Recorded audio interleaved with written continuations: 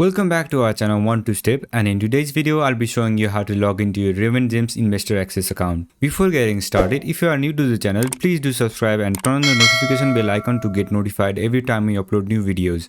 Now let's get started. First of all, open your Google Chrome or any web browser. Then on the search bar, type in Raymond Investor Access Login. Once you press enter, you'll see these kind of results. From this, click on the link where it says Investor Access Update. Once you click on it, you will get to this page. On this page, click on account login located at this place. Once you click on it, you'll have to provide your username and your password. So go ahead and enter your username. After that, enter your password. And in case if you don't remember your username, you can click on this link, and if you don't remember your password, you can click on this link to recover it. And if you want to save a login ID, you can click on this check mark. But this is not recommended to click if you're using a public or shared device.